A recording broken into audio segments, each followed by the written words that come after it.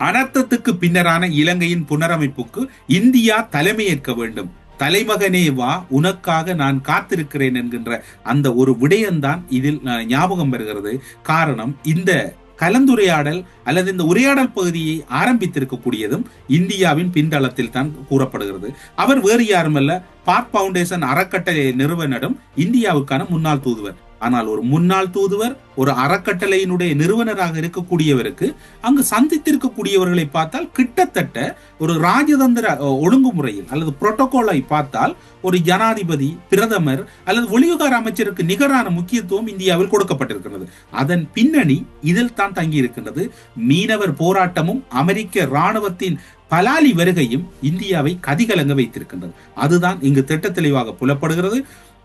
அது கூறப்படுகிற விடயம் என்ன, டெல்லிக்கு விஜயம் செய்த மிலிந்த முறை கூட வெளியுறவு அமைச்சர் ஜெய்சங்கர், நிதியமைச்சர் நிர்மலா சீதாராமன், தேசிய பாதுகாப்பு ஆலோசகர் அஜித் தோவால், அதே போன்று வெளிவிவகார செயலாளர் விக்ரம் உள்ளிட்டவர்களுடன் மிக முக்கிய கலந்துரையாடல் விடுத்ததுடன் அந்த கலந்துரையாடலில் பல விடயங்கள் பேசி இருக்கிறார்கள். ஆனால் என்ன விடயம் பேசப்பட்டது என்று வரவில்லை.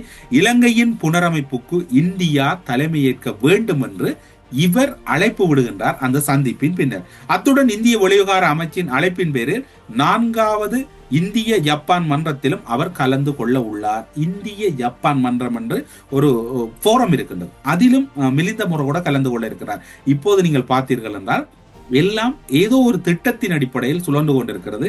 இன்னும் ஒரு சில நாட்களில் பாருங்கள், ஒரு இணையவழி, அதாவது இணையவழி கலந்துரையாடல் ஒன்று இடம்பெறும். அதில் பாண்டித்தியம் பெற்றிருக்கக்கூடிய வடக்கு கிழக்கில் இருக்கக்கூடிய அரசியல் விலாசம் இல்லாத மேதாவிகள் எல்லாம் இணைந்து கொண்டு இப்போது பேரிடரில் எப்படி இதனை நகர்த்தி செல்வது, இதில் எப்படியான பாதுகாப்புகளை மக்களுக்கு வழங்குவது, இதில் இந்தியாவின் பங்களிப்பு என்ன என்கின்ற ஒரு இணையவழி கலந்துரையாடல் ஓரிரு தினங்களில் வெகு விரைவாக ஆரம்பிக்கப்படும். இந்த இந்திய ஜப்பான் நட்புறவு மன்றத்தினுடைய கலந்துரையாடல் என்று குறிப்பிட்டிருந்தேன். அந்த கலந்துரையாடலில் பார்த்தீர்கள் என்றால் அனர்த்தத்துக்கு பிந்திய இலங்கையை புனரமைப்பு மற்றும் மீட்பு நடவடிக்கைகளுக்கு இந்தியா தலைமையேற்க வேண்டும்.